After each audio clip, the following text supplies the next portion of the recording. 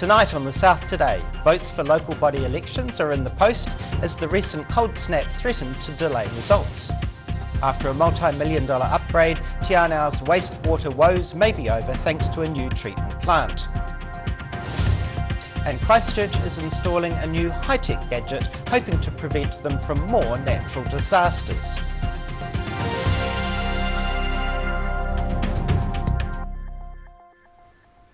Kia ora, good evening. I'm Simon Henderson. Voting is due to close in the local body elections at noon on Saturday. However, it was unclear if this week's polar blast could prompt an extension to the voting period. But the Dunedin City Council says the noon deadline is to remain.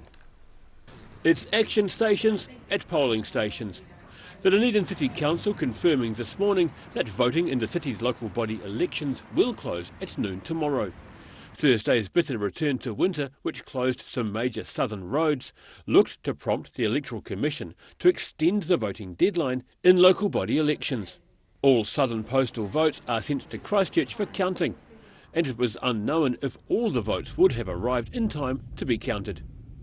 The mayoral race in Dunedin is being run under the STV, or Single Transferable Vote system, where voters rank their choices, from 1 being the person they most want to win, to the person they like the least getting their lowest number. People can choose to rate as many or as few of the candidates as they wish. Last election saw Aaron Hawkins win as he had more other votes, while Lee Vandervis had the highest number of 1 votes. Voting bins around the city were removed earlier today. But last-minute voters have until noon tomorrow to cast their votes at the Civic Centre or at drop-and-run spots in the city centre. In Dunedin, the South Today. Otago University union members are vowing to ramp up the pressure and keep pushing for a pay rise, come rain or shine. Otago Tertiary Education Union branch organisers had planned to march and protest alongside their Cantabrian counterparts yesterday, the first such strike action in 20 years, but many members instead found themselves working from home because of the surprisingly heavy snowstorm. Some members instead opting for a 2-hour mini-strike. The TEU say they are pushing for an 8% pay rise as part of ongoing national bargaining. Otago's Vice-Chancellor says the university is already operating to a tight budget, while the union says it's planning further protest action over the next 8 days. One of the most advanced wastewater treatment plants in the country finally started pumping this week. The multi-million-dollar upgrade is expected to finally solve Tiana's wastewater woes. Filtering Tiana's waste and transforming it into clean water. This new wastewater treatment plant filters sewage through banks of high-tech micromembranes, then pipes the resulting water to a field to be discharged underground. This is one of the most advanced plants in the country now. The Southland District Council say it's proud to be bringing the originally scoped $27 million project home, on time and under budget. The project team says the water's almost good enough to drink. So it takes what was semi-raw sewage and brings it into a clear, almost drinking water quality.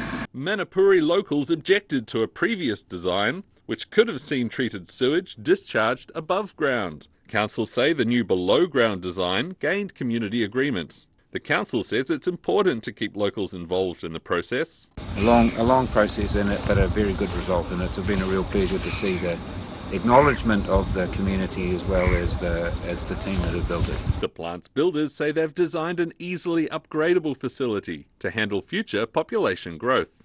In Tiana, the South Today. Departing Queenstown Lakes Mayor Jim Bolt may not have put his name forward for re-election of his region's top job or even as a local councillor, but he is standing for a place in a similar arena. Jim Bolt announced his intention not to run for another mayoral term in April this year, but it seems elections aren't quite out of his blood yet. He's among 12 candidates vying for a place on the Central Lakes Trust, where he'll go head-to-head with another former mayor for the region, Vanessa van Uden. Nominations closed on Tuesday night, with the board to be comprised of 5 publicly elected trustees alongside 3 appointed trustees. Voting begins from October 20th and closes at noon on November 18. The Warbirds over Wanaka Charitable Trust is opening up its throttles again for the 2024 International Air Show at Wanaka Airport. Up and away, these images are from the last time the Warbirds over Wanaka event took place in full in 2018. The biennial air show's been hindered over the past 6 years due to COVID-19, with a host of spectacular aircraft now set to take to the skies again. The event's a big moneymaker for the region. Warbirds Trust Chairman John Gilks says the event brings around $20 million to the local economy. Thousands of people come to watch the planes flock to the skies. Gilks says they're planning for it to be a beauty. First was the earthquake, then the Port Hills fires. In the last decade, the Christchurch City Council has had its share of problems. It's now trying to mitigate the likelihood of further potential disasters by installing some high-tech gear. The 2011 earthquakes and a few years later the 2017 Port Hills fires were a wake-up for the Christchurch City Council. Now, to protect its assets and the lives of those who enjoy them, it's investing in some high-tech fire detection equipment. It's all part of its Smart Cities program, testing out new technology and new approaches for problems. So whether it's existing problems like managing wastewater, stormwater, or emerging issues like fire control with climate change and the weather getting warmer and the fire season extending, we're looking at new ways to keep people safe. The fire protection system currently being trialled in Bottle Lake Forest, a popular Christchurch recreation spot, was first developed in Australia. Each unit is solar powered. It uses the latest in thermal imagery and smoke detection technology and is able to communicate with the 4 other units in the forest. The next goal is to install 3 in the Port Hills. In 2017 we had the major fires there, and we believe this technology will prevent a similar outcome in the future. The way that the system is designed, they can triangulate information off each other, and that way we can pinpoint exactly where the fire is. Healy says the Attentis equipment also provides other benefits through a downloadable smartphone app. It shares environmental information with users, data including ambient pollen count, forest temperature, humidity and wind speed, along with its primary function, warning if a fire is present in the forest. In Christchurch, the South Today. E whai Akine, still to come on the South Today. Christchurch's Heritage Day is promising architecture enthusiasts a blast from the past. And there's a new emergency guide in Gore. It's aimed to help a certain demographic.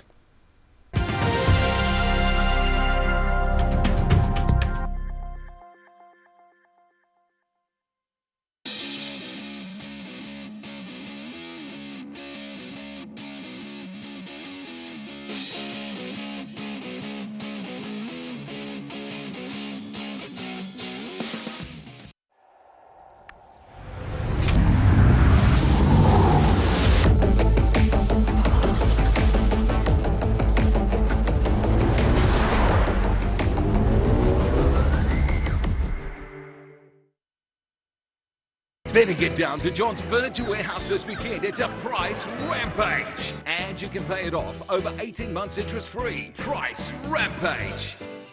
And my mate John.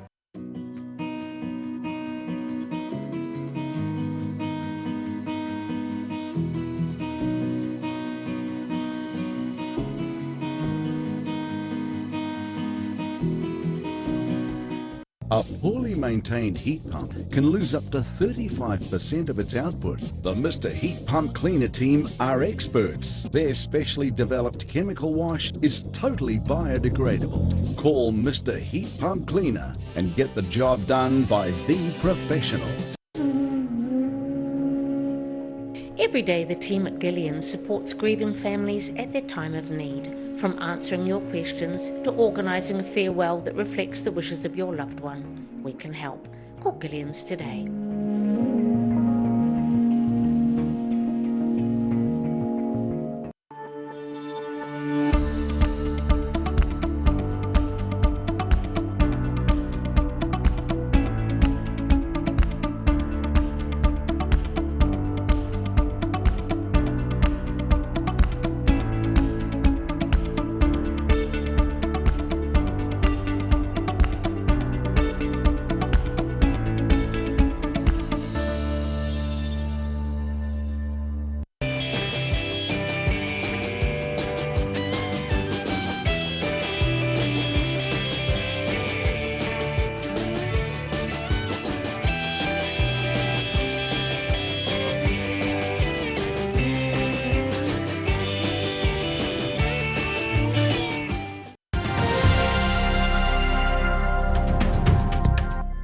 Welcome back. Christchurch is celebrating its architectural history over the next 2 weeks as part of its Heritage Festival.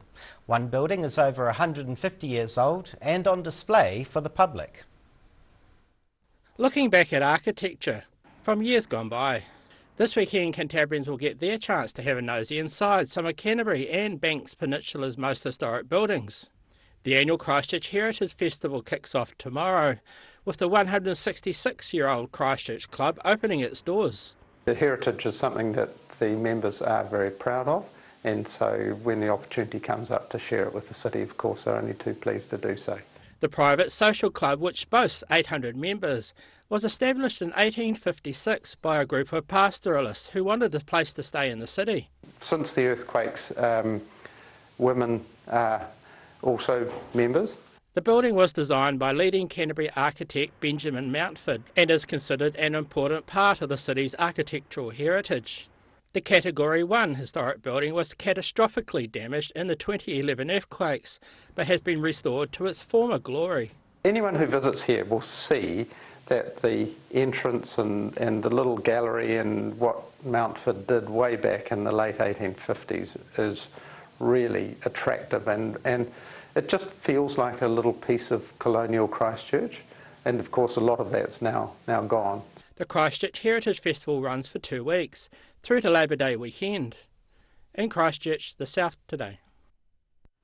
The Gore district has a new guide to prepare locals for when an emergency hits the Southland town.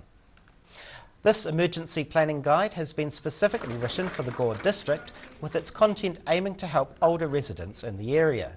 The guide covers disaster preparation, local hazards and important contacts. Council Ready for Living coordinator Kylie Aitken says older people she spoke to were unprepared and had a she'll be right attitude, with the guide's goal to ensure locals know what to do in an emergency. The booklet is available at the Gore Library, Matura Service Centre, Gore Visitor Centre and Connected Eastern Southland. And now recapping tonight's top stories on the South today.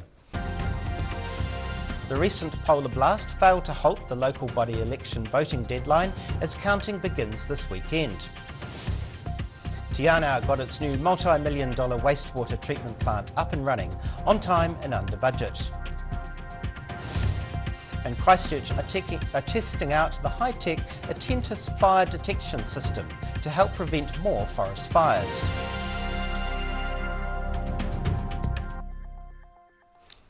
And now a look at what's happening in tomorrow's ODT with Deputy Editor Craig Page. Evening, Simon. Evening. Saturday paper, of course, so plenty of reading in that. Big news today, of course, Peter Ellis, who was convicted of child sex offences back in 1993, has had his convictions quashed by the Supreme Court. Found there was a significant miscarriage of justice. A bit unusual in that the appeal was allowed to carry on even though he died in 2019, so fairly significant decision today. We've got lots of reaction to that and look at the implications of it as well. So, of course, voting tomorrow, which is, you've mentioned yourselves, we've got, if you've left at the last minute, we've got where you can cast that final vote to have your say. And also throughout the weekend, big team working, so we'll have live updates on our website odt.co.nz throughout the weekend if you want to see how things are going and who your new mayor might be. Weekend mix, plenty of reading in that. We talked to Canadian singer-songwriter Frazee Ford, who's coming over this way for the Dunedin Arts Festival in the next few weeks, so a nice chat with her. And finally, plenty of sport as well. It's all about Women's Rugby World Cup, which gets underway up in the far north tomorrow. News today, 47,000 tickets have been sold. Eden Park will be a sellout for that match, which is a record for a Rugby World Cup women's rugby game. So it's going to be a huge day up there. The Black Ferns playing Australia. Expected to beat them, and England and France are going to be the teams to beat down the track. But we wish them all the best for the competition. Should be a busy weekend. It will be. Thank you, Craig. And time now for a look at tomorrow's weather. The South Today weather, proudly brought to you by MoleMap, the skin cancer detection specialists. Looking at the situation, some warmer weather is finally on the way as a northerly airflow starts to develop over the weekend, bringing mostly fine weather and moderate winds. Heading to the top of the South Island, the sun is set to shine right across the north with moderate northerly winds, a welcome 15 degrees, the expected high for Nelson and Greymouth, while Christchurch should reach 16. Travelling to South Canterbury and North Otago, mild weather remains the theme with mostly clear skies and light to moderate winds. Ashburton is looking at a high of 16 degrees with Timaru and Oramuru both expecting 15. Heading westwards to the Central Lakes, it's looking warmer here too, but with some high cloud about to spoil the view. A high of 18 for Wanaka and Alexandra, 19 for Queenstown, with moderate northerlies developing across the region. Heading further south, those moderate northerly winds continue, bringing some high cloud to Balclutha and Gore, both expecting a high of 16 degrees. The Caitlin's should be fine, but a little cooler on 15 degrees. And down to the deep south, clear skies tonight mean it will be a cold start tomorrow, dropping down to 1 degree in Invercargill overnight. Moderate northerly winds will bring some high cloud on Saturday, looking at a high of 15. Things will warm up a bit as the winds shift to the northwest on Sunday, with mostly cloudy skies, but a warmer high of 17 expected. And finally, heading to Dunedin, those northeast winds are also in play, but first an overnight low of 0 to look out for. The sun should be out on Saturday, but the brisk northeast winds will keep the high to around 14 degrees. The winds will tend more to the north on Sunday, bringing an expected high of 19 degrees. And that's the news this Friday. For the latest news and videos from the southern region, head online to odt.co.nz. But coming up after the break is this week's edition of Global Insight, where Professor Robert Patman discusses whether Prime Minister Jacinda Ardern should lend her influence to support women protesters in Iran. We'll see you again on Monday. Ka kite apupo.